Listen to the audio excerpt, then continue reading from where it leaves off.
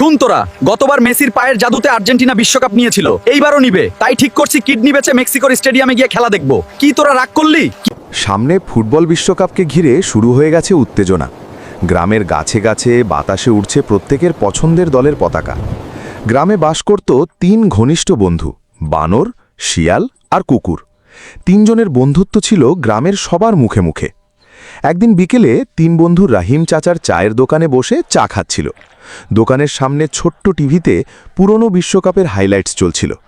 হঠাৎ বানর বলে উঠল, শুন, এইবারের বিশ্বকাপ ব্রাজিল ছাড়া আর কেউ নিতে পারবে না। ব্রাজিল 5 বারের চ্যাম্পিয়ন, নেইমার আছে, ভিনিসিয়াস আছে, কোনচুয়ে। এবার কাপ ব্রাজিলের ঘরেই যাবে। ধুর বেটা, আর্জেন্টিনার সামনে কেউ টিকতে পারবে না। মেসির পায়ের জাদুতে বলও হার মেনে যায়। এইবার বিশ্বকাপ নিবে আর্জেন্টিনা, তোরা দেখে নিস। তোমরা কিছুই বুঝো না।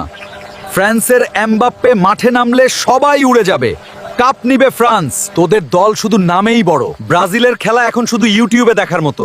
ফ্রান্সের সামনে তোদের দল টিকতেই পারবে না। কথা কাটাকাটির এক পর্যায়ে 3 জনের মধ্যে শিয়াল এবং বানর মারামারি শুরু করে দিল। চায়ের দোকানে সবাই এসে তাদেরকে থামালো।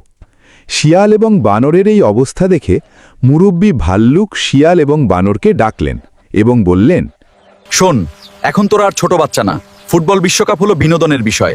যার যেটা পছন্দ সেই দল সাপোর্ট করবে। একটা সময় পর খেলাধুলা শেষ হয়ে যাবে।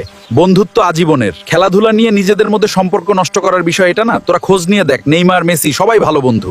মিলেমিশে থাক, অযথা সম্পর্ক নষ্ট করিস না। মাতাব্বর ভাল্লুক এত সুন্দর করে বোঝানোর পর শিয়াল এবং বানর নিজেদের ভুল বুঝতে পারল।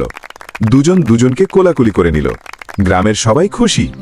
গল্পের শিক্ষা: বিশ্বকাপ ফুটবল আসে মানুষের মধ্যে আনন্দ উল্লাস দেওয়ার জন্য।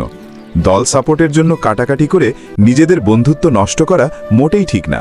ফুটবল খেলা আসবে যাবে, কিন্তু বন্ধুত্ব আজীবন রয়ে যাবে।